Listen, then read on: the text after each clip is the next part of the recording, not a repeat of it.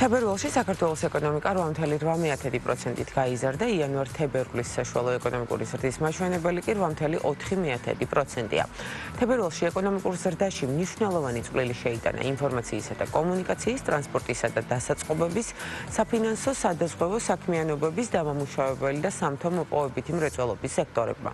კლების ტენდენციაა მშენებლობისა და ენერგეტიკის სექტორებში.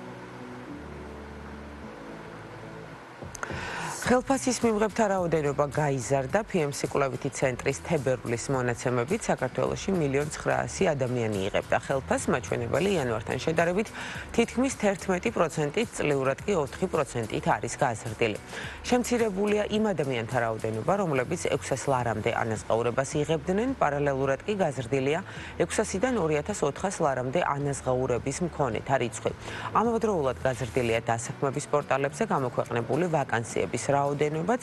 თებერვალში JobsG-ზე 6.382 ვაკანსია გამოქვეყნდა, ყველაზე დიდი ზრდა IT სექტორშია, ყველაზე დიდი კლება კი გაყიდვებსა და შესყიდვებში.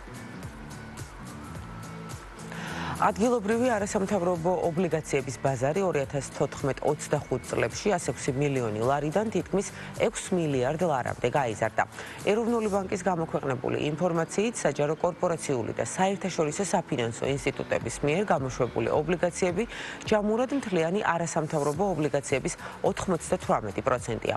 2025 წელს ისტორიაში ყველაზე მაღალი საინვესტიციო აქტივობა დაფიქსირდა, შედეგად მიმოქცევაში არსებული კორპორაციული ობლიგაციების ღირებულება 2024 წელთან შედარებით 33%-ით გაიზარდა და 2 მილიარდ 700 მილიონი ლარია. მარეგულირებლის ანგარიშის მიხედვით, საქართველოში ობლიგაციების უმეტეს ნაწილს ფლობენ კომერციული ბანკები, ეროვნული ბანკი და საპენსიო ფონდი. საქართველო პოლონეთს ტურისტულ პოტენციალს აცნობს. ტურიზმის ეროვნული ადმინისტრაცია მარკეტინგული კამპანიის ფარგლებში პოლონეთის ტუროპერატორებსა და Lot Polish Airlines-ის წარმომადგენლებს მასპინძლობს. სტუმრებმა უკვე მოინახულეს ძველი თბილისი, გუდაური, ანანური და კახეთის ტურისტული მიმართულებები, გაიცნენ ინფრასტრუქტურას და ქართულ კულინარიას. ოფიციალური მონაცემებით 2025 წელს საქართველოში პოლონეთიდან დაახლოებით 80,000 ვიზიტი განხორციელდა, რაც 20%-იანი ზრდაა წინა წელთან შედარებით. ტურიზმის ადმინისტრაციაში აცხადებენ, რომ პოლონეთი ერთ-ერთ პრიორიტეტულ ბაზრად რჩება, ხოლო კამპანიის მიზანი ვიზიტორების რაოდენობის კიდევ უფრო გაზრდაა.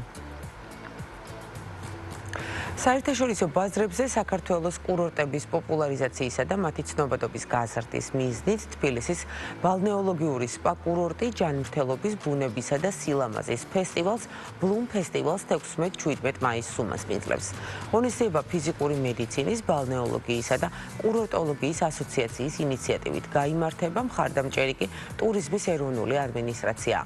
ფესტივალზე, რომელზეც 20,000-მდე ვიზიტორს ელოდებიან, წარმოდგენილი იქნება საქართველოს ყველა კურორტი და ქვეყანაში წარმოებული ნატურალური პროდუქტები. ღონისძიების ფარგლებში სხვა საერთაშორისო ვიზიტორებთან ერთად ქვეყანას ეწვევიან ევროპელი ჟურნალისტები და ბლოგერები, რომლებიც კურორტოლოგიის მიმართულებით საქართველოს პოტენციალს გააშუქებენ. ღონისძიების ფორმატი ითვალისწინებს B2B შეხვედრებს, ტრენინგებსა და ვორქშოპებს. საქართველოში პრემიუმ ავტომობილების სეგმენტში აქტივობა იზრდება, ბაზარზე ახალი ბრენდების შემოსვლა კონკურენციას აძლიერებს და მომხმარებლის ინტერესსაც ცვლის, როგორც დარგის სპეციალისტები აღნიშნავენ, მოთხოვნის სტრუქტურა თანდათან იცვლება და მომხმარებლის ინტერესი უფრო მეტად ტექნიკურ მახასიათებლებზე, მათ შორის სიმძლავრესა და ინოვაციურ მექანიზმებზე გადადის. ამ ფონზე ბაზარზე ოპერირებადი კომპანიები შეთავაზებების დივერსიფიკაციასა და განსხვავებული სეგმენტების ათვისებას ცდილობენ. სექტორის წარმომადგენლების შეფასებით მიმდინარე ტენდენცია მიუთითებს, რომ პრემიუმ ავტომობილების ბაზარი საქართველოში განვითარების ეტაპზეა და მოთხოვნა განსაკუთრებით მაღალი კლასის მოდელებზე ეტაპობრივად იზრდება. საქართველოში ამერიკის სავაჭრო პალატის წევრთა რიგებს კიდევ ერთი კომპანია შეემატა. პლატფორმას ამჯერად კრიპტო და ფინანსური განათლების მიმართულებით მოქმედი Pixel აკადემია შეუერთდა. პალატა წარმოადგენს ბიზნეს გაერთიანებას, სადაც სხვადასხვა სექტორის კომპანიები ეკონომიკური საკითხების განხილვისა და საერთაშორისო პარტნიორებთან თანამშრომლობის გასაძლიერებლად ერთიანდებიან. Pixel აკადემიის ხელმძღვანელის განცხადებით, ორგანიზაცია მათთვის ბიზნეს დიალოგში აქტიურად ჩართვისა და პროფესიული კავშირების გაფართოების გაფართოების მნიშვნელოვანი შესაძლებლობა არის ქართულ კრიპტობაზარს უცხოური პოტენციური პარტნიორებისთვის კიდევ უფრო მიმზიდველს გახდის. პირველი კომპანია ვართ ფაქტობრივად, რომელიც ყველაზე ახალგაზრდა ამერიკის სავაჭრო პალატაში ვინც მოხვდა, ჩემი აზრით, იმიტომ რომ ერთი წელია რაც კომპანია გავხსენით. წლის ბოლომდე უკვე არგენტინის ბაზარზე გავალთ.